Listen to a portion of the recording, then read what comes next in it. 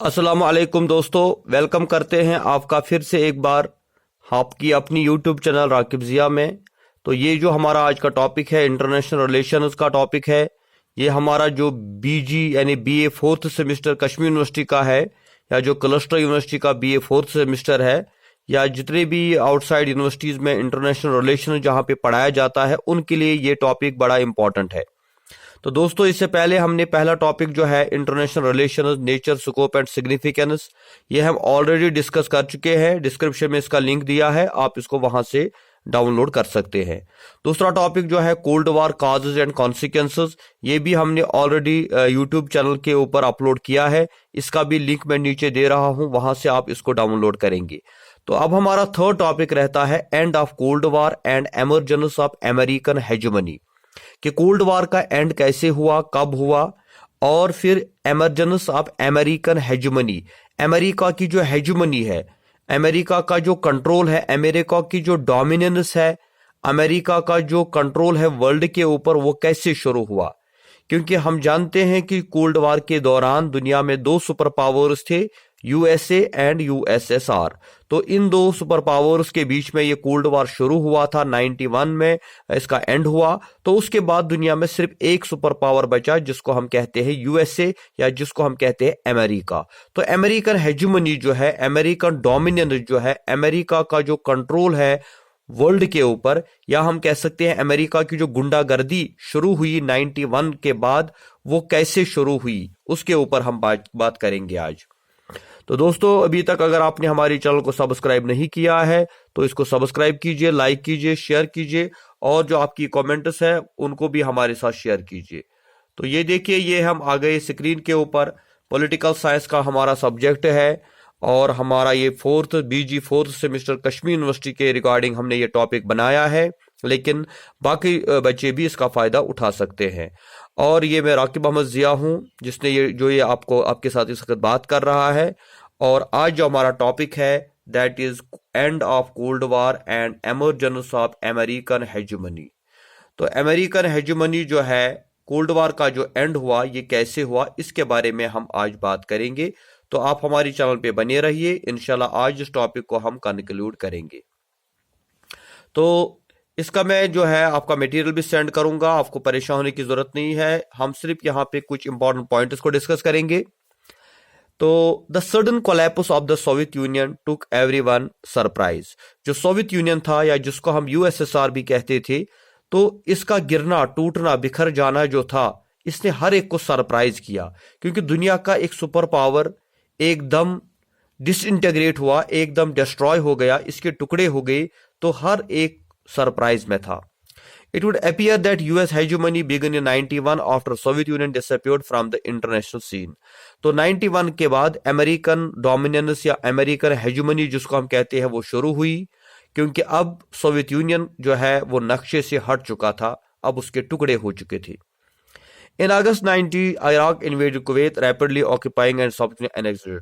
हम देखते हैं कि अगस्त 90 में क्या हुआ। इराक जो था, इराक ने, वहां पे सद्दाम हुसैन की हुकूमत थी, तो उसने कुवैत के ऊपर अटैक किया और इसको अपनी प्रोविंस में मिला दिया। After a series of diplomatic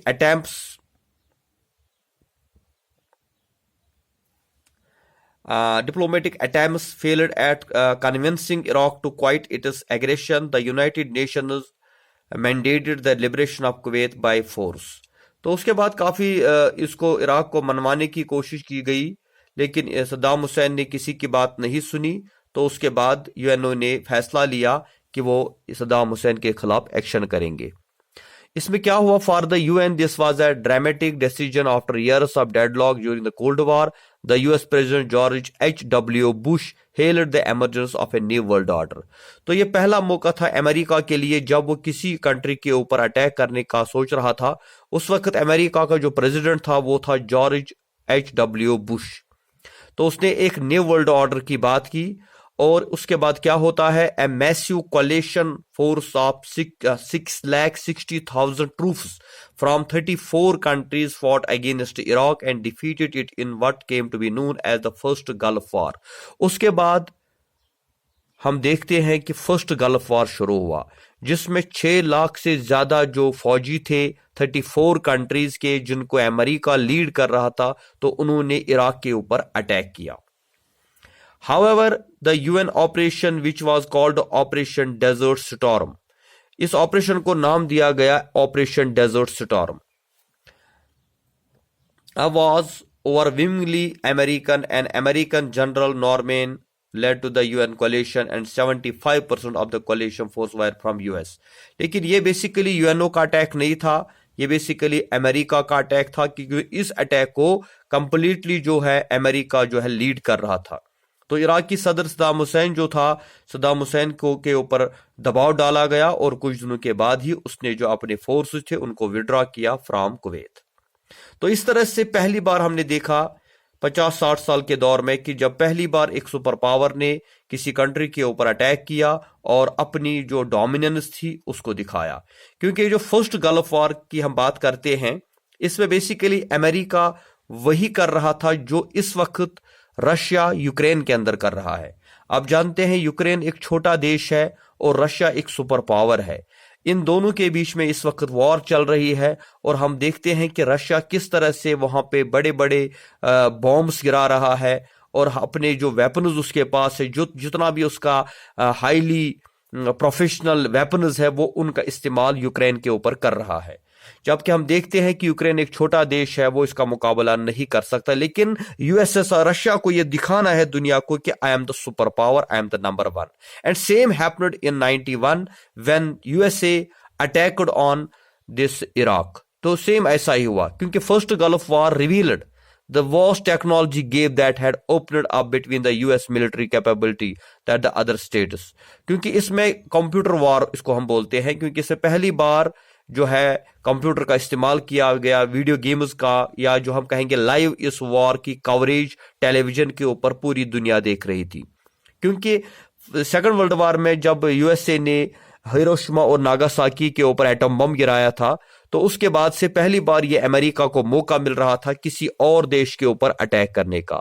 तो इसलिए अमेरिका ने इस वॉर को जो है कंप्लीटली इसको हाईलाइट किया, पूरी तरह से इसको वीडियो गेम वॉर भी कहते हैं, और टेलीविजन के ऊपर इसको लाइव दिखाया गया ताकि दुनिया को पता चले कि अमेरिका के पास क्या पावर है। और इतना ही नहीं, बल्कि अमेरिका को इसमें जो सपोर्ट मिला, पैसा जो मिला, वो जर्मनी, जापान और सऊदी अरब से मिला।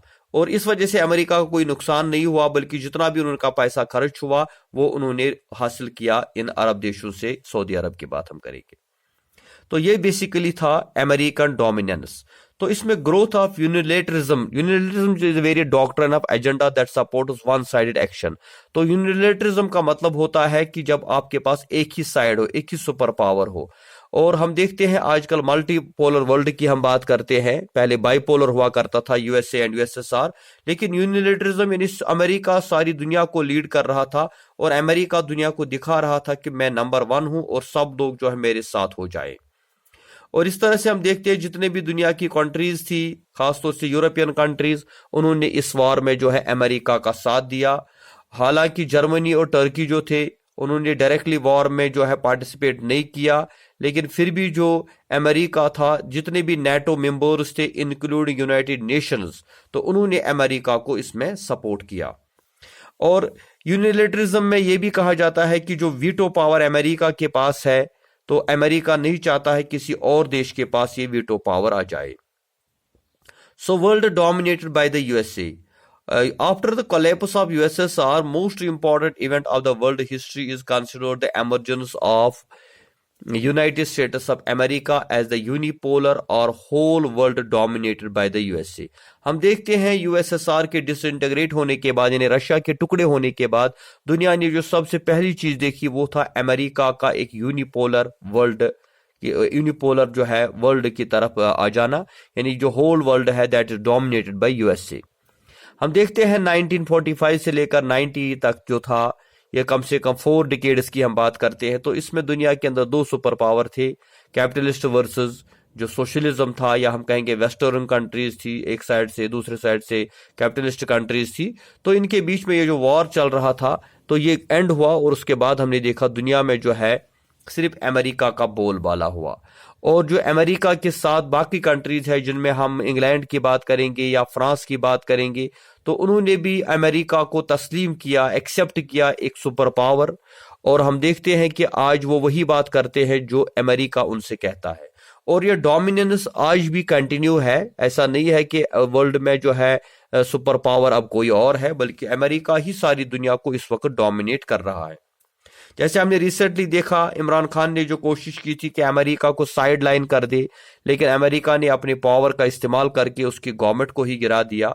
या हम आज भी देखते हैं कि दुनिया की जितनी भी कंट्रीज है वो चाहती है कि उनकी रिलेशन अमेरिका के साथ जो है मजबूत हो, स्ट्रांग हो, ताकि क्योंकि अमेरिका जो है इसने यूनाइटेड नेशन ऑर्गेनाइजेशन को भी डोमिनेट किया है, या दुनिया में जितने सुपर पावर है वो अमेरिका से डरते हैं।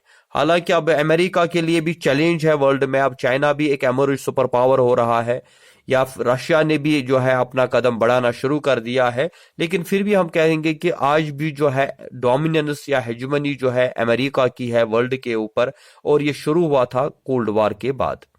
तो दोस्तों, ये आज हमारा जो था एक टॉपिक था, end of cold war and emergence of American hegemony, जो आपके बीजी 4th सेमेस्टर के पहले यूनिट की हम बात करते हैं, जिसमें आपको ये 4 टॉपिक्स दिए गए हैं।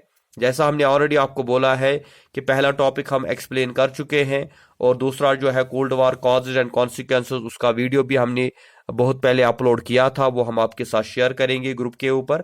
और थर्ड टॉपिक जो आज था वो हमने आज कंप्लीट कर लिया।